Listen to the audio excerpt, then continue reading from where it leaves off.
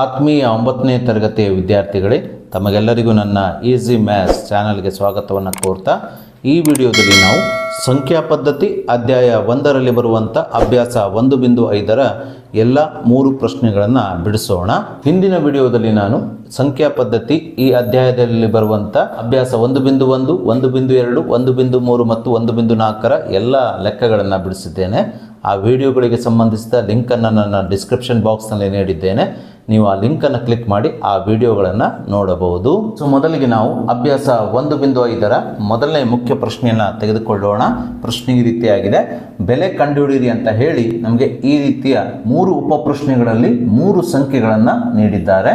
ನಾವೀಗ ಈ ಒಂದೊಂದೇ ಸಂಖ್ಯೆಯ ಬೆಲೆಯನ್ನು ಕಂಡುಹಿಡಿಯಬೇಕು. ಸೊ ಮೊದಲಿಗೆ ನಾವು ಮೊದಲನೇ ಉಪ ಪ್ರಶ್ನೆಯಲ್ಲಿ ನೀಡಿರುವ ಸಂಖ್ಯೆ 64ರ ಘಾತಾಂಕ 2ನೇ 1ಅನ್ನು ತೆಗೆದುಕೊಂಡು ಇದರ ಬೆಲೆಯನ್ನು ಕಂಡುಹಿಡಿಯೋಣ.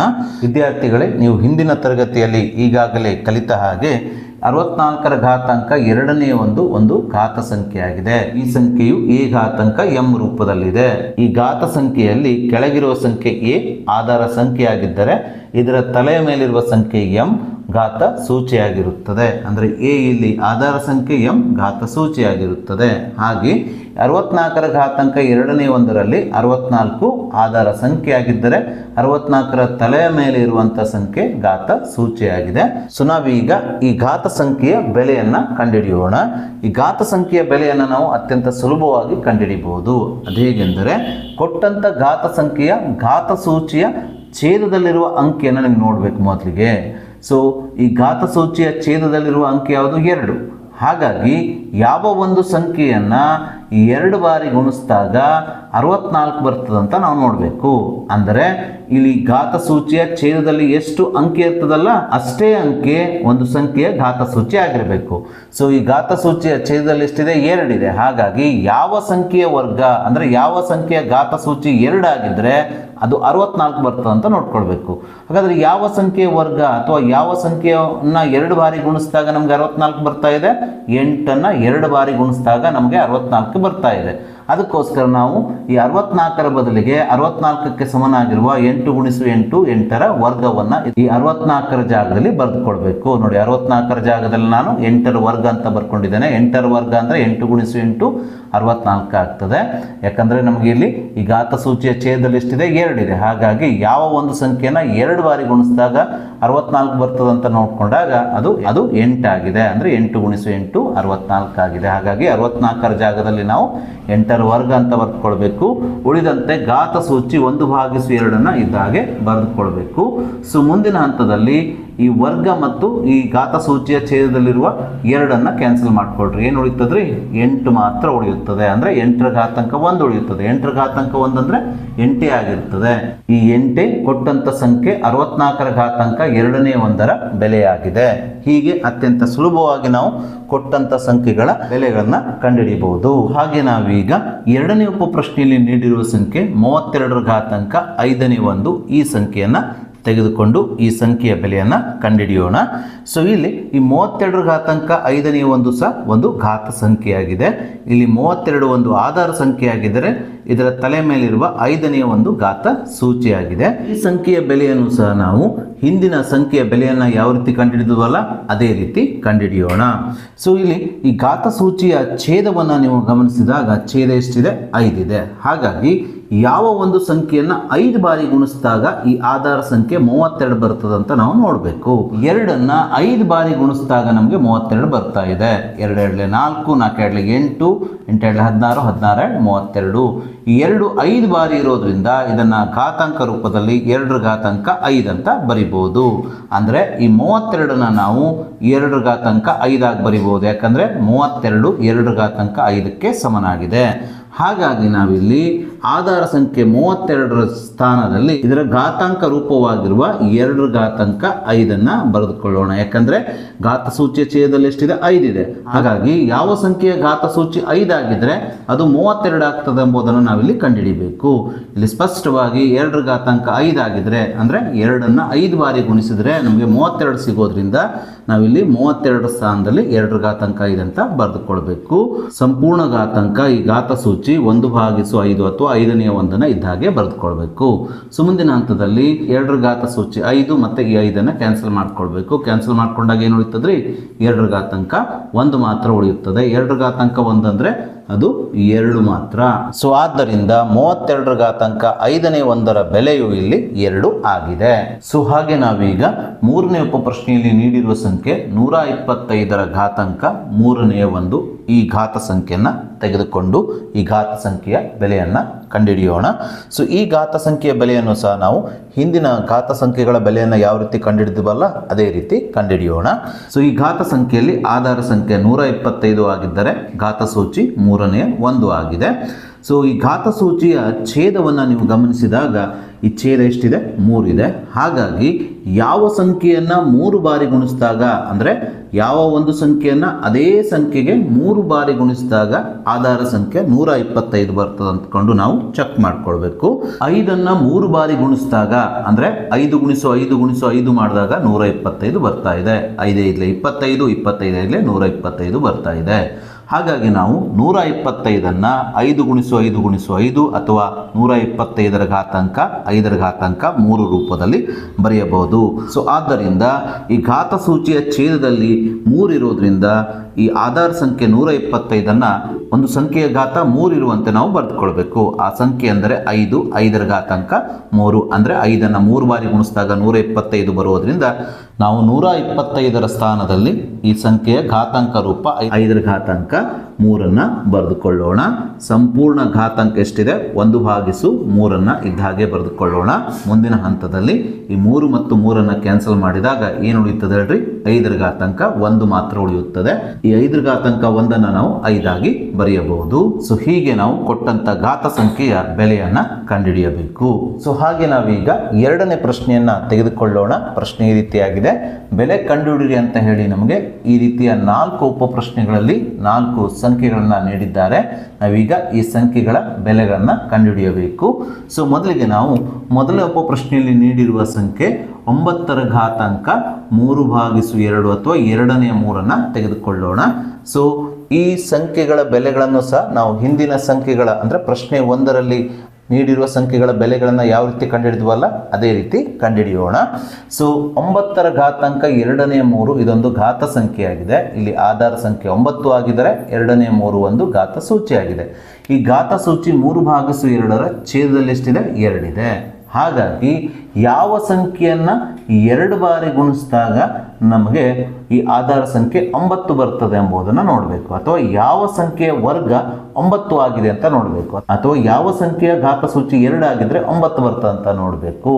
ಸೊ ಇಲ್ಲಿ 3 × 3 ಅಥವಾ 3ರ ವರ್ಗ 9 ಆಗಿದೆ ಎಂಬುದನ್ನು ನಾವು ಇಲ್ಲಿ ಸ್ಪಷ್ಟವಾಗಿ ಕಾಣಬಹುದು. ಹಾಗಾಗಿ ಈ ಆಧಾರ ಸಂಖ್ಯೆ 9ರ ಜಾಗದಲ್ಲಿ ಇದಕ್ಕೆ ಸಮನಾಗಿರುವ ಘಾತ ಸಂಖ್ಯೆ 3ರ ವರ್ಗವನ್ನ ಬರೆದುಕೊಳ್ಳೋಣ. ಯಾಕಂದ್ರೆ ಘಾತ ಸೂಚಿ ಛೇದದಲ್ಲಿ ಎಷ್ಟಿದೆ? 2 ಇದೆ. ಹಾಗಾಗಿ ಯಾವ ಒಂದು ಸಂಖ್ಯೆಯ ಘಾತ ಸೂಚಿ 2 ಆಗಿದ್ರೆ 9 ಆಗ್ತದೆ ಅಂತ ನೋಡಿದ್ರೆ ಅದು 3ರ ಘಾತ 2 ಆಗಿದ್ರೆ 9 ಆಗ್ತದೆ. 3ರ ಘಾತ 2 ಅಂದರೆ 3 × 3. ಹಾಗಾಗಿ 9ಅನ್ನು ನಾವು 3ರ ವರ್ಗ ರೂಪದಲ್ಲಿ ಬರೆಯೋಣ. ಉಳಿದಂತೆ ಘಾತ ಸೂಚಿ 3/2 ಇದ್ದ ಹಾಗೆ ಬರೆದುಕೊಳ್ಳೋಣ. ನಂತರ ಈ 2 ಛೇದದಲ್ಲಿರುವ 2ಅನ್ನು ಕ್ಯಾನ್ಸಲ್ ಮಾಡಿಕೊಂಡಾಗ ಇಲ್ಲಿ ಉಳಿಯೋದೇನು? 3ರ ಘಾತಾಂಕ 3. 3 ಘಾತಾಂಕ 3 ಅಂದರೆ 3ಅನ್ನು ಎಷ್ಟು ಬಾರಿ ಗುಣಿಸ್ಬೇಕು? 3 ಬಾರಿ ಗುಣಿಸ್ಬೇಕು. ಅಂದರೆ 3 × 3 × 3 3 3 9 9 3 ಎಷ್ಟಾಗ್ತದೆ? 27 ಆಗುತ್ತದೆ. ಆದ್ದರಿಂದ ನೀಡಿದಂಥ ಮೊದಲನೇ ಸಂಖ್ಯೆ 9ರ ಘಾತಾಂಕ 2ನೇ 3ರ ಬೆಲೆಯು ಇಲ್ಲಿ 27 ಆಗಿದೆ. ಇದೇ ರೀತಿ ನಾವೀಗ 2ನೇ ಉಪ ಪ್ರಶ್ನೆಯಲ್ಲಿ ನೀಡಿರುವ ಸಂಖ್ಯೆ 32ರ ಘಾತಾಂಕ 5ನೇ 2ಅನ್ನು ತೆಗೆದುಕೊಳ್ಳೋಣ. ಇಲ್ಲಿ ಆಧಾರ ಸಂಖ್ಯೆ 32 ಆಗಿದ್ದರೆ ಘಾತ ಸೂಚಿ 5ನೇ 2 ಆಗಿದೆ.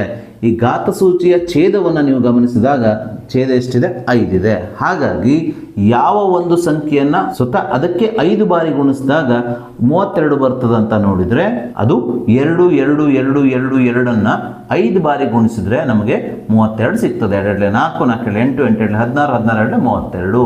ಹಾಗಾಗಿ 32ಅನ್ನು ನಾವು 2 ಎಷ್ಟು ಬಾರಿ ಗುಣಿಸಿದಾಗ 32 ಸಿಗ್ತಾ ಇದೆ? 5 ಬಾರಿ ಸಿಗ್ತಾ ಇರೋದ್ರಿಂದ 2ರ ಘಾತಾಂಕ 5 ಆಗಿ ಬರೀಬಹುದು. ಸೊ ಹಾಗಾಗಿ ನಾವು 32ರ ಘಾತ ಸೂಚಿಯ ಛೇದದಲ್ಲಿ 5 ಇರೋದ್ರಿಂದ ಒಂದು ಸಂಖ್ಯೆಯ ಘಾತ ಸೂಚಿ 5 ಆಗಿರುವಂತೆ ನಾವು 32ಅನ್ನು ಬರೆದುಕೊಳ್ಬೇಕಾಗ್ತದೆ. ಅದು ಯಾವ ಸಂಖ್ಯೆ? 2ರ ಘಾತಾಂಕ 5. ಅಂದರೆ 2ಅನ್ನು 5 ಬಾರಿ ಗುಣಿಸಿದಾಗ 32 ಬರೋದ್ರಿಂದ ನಾವಿಲ್ಲಿ ಆಧಾರ ಸಂಖ್ಯೆ 32ಅನ್ನು ಈ 2ರ ಘಾತಾಂಕ 5 ಆಗಿ ಬರೆದುಕೊಳ್ಳೋಣ. ಸಂಪೂರ್ಣ ಘಾತಾಂಕ ಈ ಘಾತ ಸೂಚಿ 2/5 ಇದ್ದ ಹಾಗೆ ಬರೆದುಕೊಳ್ಳೋಣ. ಮುಂದಿನ ಹಂತದಲ್ಲಿ 5 ಮತ್ತು 5 ಕ್ಯಾನ್ಸಲ್ ಮಾಡ್ಕೊಂಡಾಗ ಏನು ಉಳಿತದ್ರಿ 2ರ ವರ್ಗ ಅಥವಾ 2 ಘಾತಾಂಕ 2 ಮಾತ್ರ ಉಳಿಯುತ್ತದೆ. 2ರ ವರ್ಗ ಅಥವಾ 2 ಘಾತಾಂಕ 2 ಅಂದರೆ 2 ಗುಣಿಸು 2 2 ಗುಣಿಸು 2 ಅಂದರೆ 4 ಆಗುತ್ತದೆ. ಸೊ ಹೀಗೆ 32ರ ಘಾತಾಂಕ 5ನೇ 2ರ ಬೆಲೆಯು 4 ಆಗಿದೆ. ಸೊ ಇದೇ ರೀತಿ ನಾವೀಗ 3ನೇ ಉಪಪ್ರಶ್ನೆಯಲ್ಲಿ ನೀಡಿರುವ ಸಂಖ್ಯೆ 16ರ ಘಾತಾಂಕ 4ನೇ 3 ತೆಗೆದುಕೊಳ್ಳೋಣ. ಇಲ್ಲಿ ಆಧಾರ ಸಂಖ್ಯೆ 16 ಆಗಿದ್ದರೆ ಘಾತ ಸೂಚಿ 4ನೇ 3 ಆಗಿದೆ. ಈ ಘಾತ ಸೂಚಿಯ ಛೇದವನ್ನು ಗಮನಿಸಿದಾಗ ಈ ಘಾತ ಸೂಚಿಯ ಛೇದ 4 ಆಗಿರುವುದನ್ನು ನೀವು ಗಮನಿಸಬಹುದು. ಹಾಗಾಗಿ ಯಾವ ಒಂದು ಸಂಖ್ಯೆಯನ್ನು 4 ಬಾರಿ ಗುಣಿಸಿದಾಗ 16 ಬರ್ತದೆ ಎಂಬುದನ್ನು ನಾವಿಲ್ಲಿ ಕಂಡುಹಿಡಿಯಬೇಕಾಗಿದೆ. ಅಥವಾ ಯಾವ ಒಂದು ಸಂಖ್ಯೆಯ ಘಾತ ಸೂಚಿ 4 ಆಗಿದ್ರೆ ಅದು 16 ಆಗ್ತದೆ ಎಂಬುದನ್ನು ನಾವಿಲ್ಲಿ ಕಂಡುಹಿಡಿಯಬೇಕಾಗಿದೆ. ಇಲ್ಲಿ ಸ್ಪಷ್ಟವಾಗಿ 2ರ ಘಾತಾಂಕ 4 ಅಂದರೆ 2 ಗುಣಿಸು 2 ಗುಣಿಸು 2 ಗುಣಿಸು 2 2 4 4 8 8 16 2ರ ಘಾತಾಂಕ 4 ಎಷ್ಟಾಗಿದೆ 16 ಆಗಿರೋದನ್ನು ನಾವು ಗಮನಿಸಬಹುದು. ಹಾಗಾಗಿ ಈ 16ಅನ್ನು ಇದರ ಘಾತಾಂಕ ರೂಪ 2ರ ಘಾತಾಂಕ 4 ರೂಪದಲ್ಲಿ ಬರೆದುಕೊಳ್ಳಬೇಕು. ಹಾಗಾಗಿ ನಾನಿಲ್ಲಿ ಆಧಾರ ಸಂಖ್ಯೆ 16ರ ಸ್ಥಾನದಲ್ಲಿ 16ರ ಘಾತಾಂಕ ರೂಪ 2ರ ಘಾತಾಂಕ 4 ಅಂತ ಬರೆದುಕೊಳ್ತಾ ಇದ್ದೇನೆ. ಯಾಕಂದರೆ 2ರ ಘಾತಾಂಕ 4 16 ಆಗಿದೆ. ಸಂಪೂರ್ಣ ಘಾತಾಂಕ 3/4 ಅಥವಾ 4ನೇ 3 ಇದ್ದ ಹಾಗೆ ಬರೆದುಕೊಳ್ಳೋಣ. ಮುಂದಿನ ಹಂತದಲ್ಲಿ ಈ 4 ಮತ್ತು 4 ಕ್ಯಾನ್ಸಲ್ ಮಾಡಿದಾಗ ಇಲ್ಲೇನು ಉಳಿಯುತ್ತದೆ 2ರ ಘನ ಅಥವಾ 2ರ ಘಾತಾಂಕ 3 ಉಳಿಯುತ್ತದೆ. 2ರ ಘನ ಅಂದರೆ 2 ಗುಣಿಸು 2 ಗುಣಿಸು 2 8 ಆಗುತ್ತದೆ. ಅಥವಾ ನೀವು ಈ ರೀತಿ ವಿಸ್ತರಿಸಿ ಬರೆದು ಅದರ ಬೆಲೆಯನ್ನು ಕಂಡುಹಿಡಿಬಹುದು ಅಥವಾ ನೇರವಾಗಿ ಬರೀಬಹುದು. 2 4 4 8. ಆದ್ದರಿಂದ ಕೊಟ್ಟಂಥ ಸಂಖ್ಯೆ 16ರ ಘಾತಾಂಕ 4ನೇ 3ರ ಬೆಲೆಯು 8 ಆಗಿದೆ. ಸೊ ಹಾಗೆ ನಾವೀಗ 4ನೇ ಉಪಪ್ರಶ್ನೆಯಲ್ಲಿ ನೀಡಿರುವ ಸಂಖ್ಯೆ 125ರ ಘಾತಾಂಕ -1/3 ಅಥವಾ 3ನೇ -1 ತೆಗೆದುಕೊಂಡು ಇದರ ಬೆಲೆಯನ್ನು ಕಂಡುಹಿಡಿಯೋಣ. ಸೊ ನಾವೀಗ ಈ ಸಂಖ್ಯೆಯ ಬೆಲೆಯನ್ನು ಹಿಂದಿನ ಸಂಖ್ಯೆಗಳ ಬೆಲೆಯನ್ನು ಯಾವ ರೀತಿ ಕಂಡುಹಿಡಿದ್ವಲ್ಲ ಅದೇ ವಿಧಾನದ ಮೂಲಕ ಕಂಡುಹಿಡಿಯೋಣ. ಈ ಘಾತ ಸಂಖ್ಯೆಯ ಘಾತ ಸೂಚಿಯ ಛೇದ 3 ಆಗಿದೆ. ಹಾಗಾಗಿ ಯಾವ ಸಂಖ್ಯೆಯನ್ನು ಸ್ವತಃ ಅದೇ ಸಂಖ್ಯೆಗೆ 3 ಬಾರಿ ಗುಣಿಸಿದಾಗ ಈ ಆಧಾರ ಸಂಖ್ಯೆ ಬರ್ತದಂತ ನಾವೀಗ ಕಂಡುಹಿಡಿಯಬೇಕು. ನೋಡಿ 5ಅನ್ನು 3 ಬಾರಿ ಗುಣಿಸಿದಾಗ ಅಂದರೆ 5 ಗುಣಿಸು 5 25 25 125 ಆಗುವುದರಿಂದ ಸೊ ಈ 125ಅನ್ನು ನಾವು 5 ಗುಣಿಸು 5 ಗುಣಿಸು 5 ಅಥವಾ 125ರ ಘಾತಾಂಕ ರೂಪ 5ರ ಘಾತಾಂಕ 3 ರೂಪದಲ್ಲಿ ಬರೀಬಹುದು. ಹಾಗಾಗಿ ನಾವಿಲ್ಲಿ ಆಧಾರ ಸಂಖ್ಯೆ 125ಅನ್ನು 125ಕ್ಕೆ ಸಮನಾಗಿರುವ ಅದರ ಘಾತಾಂಕ ರೂಪ 5ರ ಘಾತಾಂಕ 3 ರೂಪದಲ್ಲಿ ಬರ್ಕೊಳ್ಳೋಣ. ಯಾಕಂದರೆ ಇದರ ಘಾತ ಸೂಚಿಯ ಛೇದದಲ್ಲಿ 3 ಇರೋದ್ರಿಂದ ಯಾವ ಒಂದು ಸಂಖ್ಯೆಯ ಘಾತಾಂಕ 3 ಆಗಿರುತ್ತದೆ ಎಂಬುದನ್ನು ನೋಡಿ ಆ ಸಂಖ್ಯೆಯ ಘಾತಾಂಕ ರೂಪದಲ್ಲಿ ನಾವು 125ಅನ್ನು ಬರೆಯಬೇಕು. ಉಳಿದಂತೆ ಘಾತ ಸೂಚಿ -1/3 ಇದ್ದ ಹಾಗೆ ಬರೆದುಕೊಳ್ಬೇಕು. ತದನಂತರ ಈ 3 ಮತ್ತು 3 ಕ್ಯಾನ್ಸಲ್ ಮಾಡಬೇಕು. ಕ್ಯಾನ್ಸಲ್ ಮಾಡಿದಾಗ ಏನು ಉಳಿಯುತ್ತದೆ 5ರ ಘಾತಾಂಕ -1 ಮಾತ್ರ ಉಳಿಯುತ್ತದೆ. ಸೊ 5ರ ಘಾತಾಂಕ -1 ಇದು ಋಣಘಾತ ಸೂಚಿಯನ್ನು ಹೊಂದಿರುವ ಒಂದು ಸಂಖ್ಯೆ. ಹಾಗಾಗಿ ಇದನ್ನು ನಾವು ಧನಘಾತಾಂಕ ಸೂಚಿಯನ್ನು ಹೊಂದಿರುವ ಸಂಖ್ಯೆಯಾಗಿ ಬರೆದುಕೊಳ್ಬೇಕು. ಉದಾಹರಣೆಗೆ ಎದ ಘಾತಾಂಕ -1 ನಾವು 1/a ಆಗಿ ಧನಘಾತ ಸೂಚಿಯನ್ನು ಹೊಂದಿರುವ ಸಂಖ್ಯೆಯಾಗಿ ಬರೀಬಹುದು. ಹಾಗೆ 5ರ ಘಾತಾಂಕ -1 ನಾವು 1/5 ಆಗಿ ಬರೆಯಬಹುದು. ಇಲ್ಲಿ 1/5 125ರ ಘಾತಾಂಕ -1/3ರ ಬೆಲೆಯಾಗಿದೆ. ಸೊ ನಾವೀಗ ಅಭ್ಯಾಸ 1.5ರ ಕೊನೆಯ ಪ್ರಶ್ನೆಯನ್ನು ತೆಗೆದುಕೊಳ್ಳೋಣ. ಕೊನೆಯ ಪ್ರಶ್ನೆ ಈ ರೀತಿಯಾಗಿದೆ. ಸಂಕ್ಷೇಪಿಸಿ ಅಂತ ಹೇಳಿ ಈ 4 ಉಪಪ್ರಶ್ನೆಗಳಲ್ಲಿ ನಮಗೆ 4 ಸಂಖ್ಯೆಗಳನ್ನು ಕೊಟ್ಟಿದ್ದಾರೆ. ಈ ಸಂಖ್ಯೆಗಳನ್ನು ನಾವು ಘಾತಾಂಕಗಳ ನಿಯಮಗಳನ್ನು ಅನ್ವಯಿಸಿ ಸಂಕ್ಷೇಪಿಸಬೇಕು. ಸೊ ಮೊದಲಿಗೆ ನಾವು ಮೊದಲನೇ ಉಪಪ್ರಶ್ನೆಯಲ್ಲಿ ನೀಡಿರುವ ಸಂಖ್ಯೆ 2ರ ಘಾತಾಂಕ 3ನೇ 2 ಇಂಟು 2ರ ಘಾತಾಂಕ 5ನೇ 1 ಈ ಸಂಖ್ಯೆಯನ್ನು ತೆಗೆದುಕೊಂಡು ಈ ಸಂಖ್ಯೆಯನ್ನು ನಾವು ಘಾತಾಂಕ ನಿಯಮವನ್ನು ಉಪಯೋಗಿಸಿ ಸಂಕ್ಷೇಪಿಸೋಣ. ವಿದ್ಯಾರ್ಥಿಗಳೇ, ಹಿಂದಿನ ತರಗತಿಗಳಲ್ಲಿ ನೀವು ಘಾತಾಂಕದ ನಿಯಮದ ಕುರಿತು ಕಲಿತಿದ್ದೀರಿ.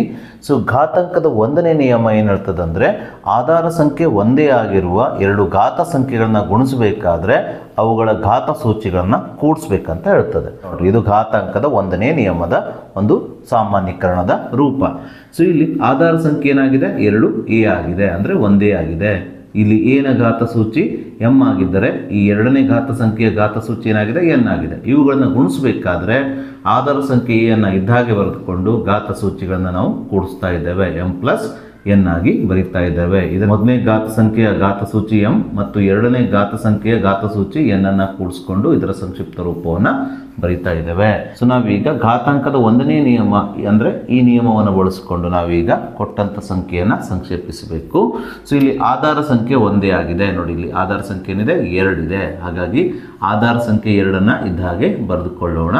ಆಧಾರ ಸಂಖ್ಯೆ ಒಂದೇ ಆಗಿದ್ದಾಗ ಇವುಗಳ ಘಾತ ಸೂಚಿಗಳನ್ನು ಕೂಡಿಸ್ಕೊಳ್ಬೋದು. ಹಾಗಾಗಿ ಆಧಾರ ಸಂಖ್ಯೆ ಒಂದೇ ಆಗಿರುವ ಈ 2 ಘಾತ ಸಂಖ್ಯೆಗಳ ಘಾತ ಸೂಚಿಗಳನ್ನು ನಾವೀಗ ಕೂಡಿಸ್ಕೊಳ್ಬೇಕು. ಮೊದಲೇ ಘಾತ ಸಂಖ್ಯೆಯ ಘಾತ ಸೂಚಿ 3ನೇ 2 ಪ್ಲಸ್ ಎರಡನೇ ಘಾತ ಸಂಖ್ಯೆಯ ಘಾತ ಸೂಚಿ 5ನೇ 1ಅನ್ನು ಕೂಡಿಸ್ಕೊಂಡು ಮೊದಲನೇ ನಿಯಮದ ಅನ್ವಯನ ಇಲ್ಲಿ ನಾವು ಮಾಡ್ಕೊಳ್ಬೇಕು. ಅಂದರೆ ಆಧಾರ ಸಂಖ್ಯೆ ಒಂದೇ ಆಗಿದ್ದಾಗ ಅವುಗಳ ಘಾತ ಸೂಚಿಗಳನ್ನು ಕೂಡಿಸಿ ಬರೀಬಹುದು.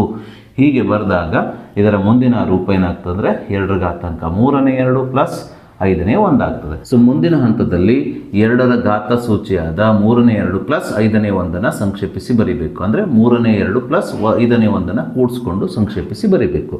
ಅದನ್ನು ನಾನು ಇಲ್ಲಿ ಕಚ್ಚಾ ಕಾರ್ಯಕ್ಕಾಗಿ ಮೀಸಲಿಟ್ಟ ಜಾಗದಲ್ಲಿ ಮಾಡ್ತಾ ಇದ್ದೇನೆ. ಇಲ್ಲಿ ಮಾಡಿದ್ರೆ ಏನಾಗ್ತದೆ, ಸ್ವಲ್ಪ ಲೆಂದಿ ಆಗ್ತದೆ.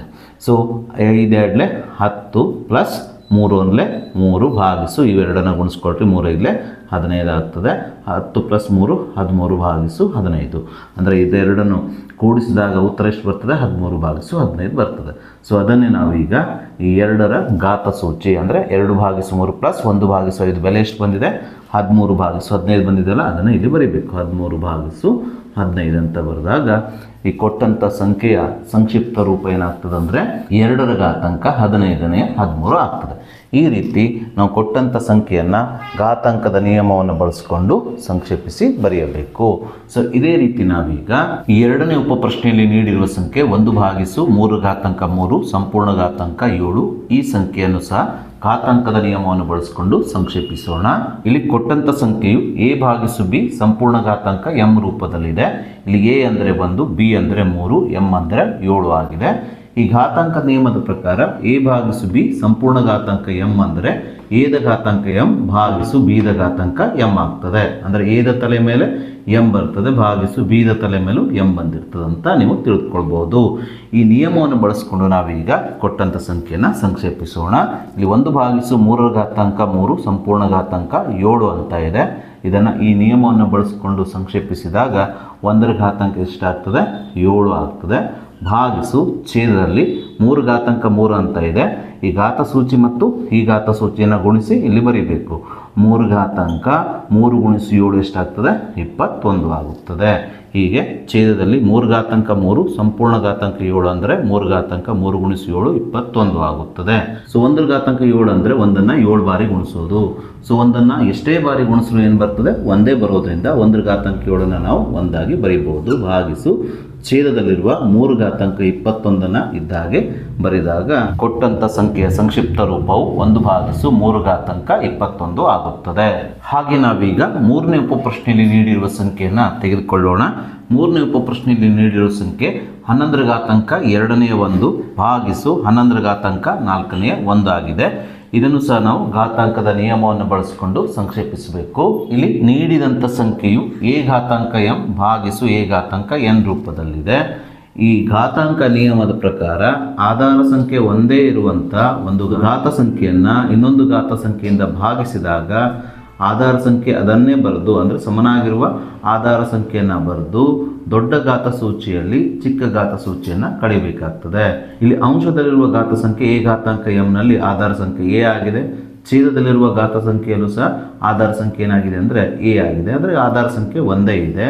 ಈ ರೀತಿ ಇದ್ದಾಗ ಆಧಾರ ಸಂಖ್ಯೆ a ಅನ್ನೇ ಬರೆದು ನಾವು ದೊಡ್ಡ ಘಾತ ಸೂಚಿಯನ್ನು m ಆಗಿ ತೆಗೆದುಕೊಂಡ್ರೆ ಚಿಕ್ಕ ಘಾತ ಸೂಚಿಯನ್ನು n ಆಗಿ ತೆಗೆದುಕೊಂಡ್ರೆ ಈ ದೊಡ್ಡ ಘಾತ ಸೂಚಿಯಲ್ಲಿ ಚಿಕ್ಕ ಘಾತ ಸೂಚಿಯನ್ನು ಕಳೆದು ಬರೀಬೇಕಾಗ್ತದೆ. ಅಂದರೆ ಇದನ್ನು ನಾವು a ಘಾತಾಂಕ m-n ಆಗಿ ಬರೆಯಬೇಕು.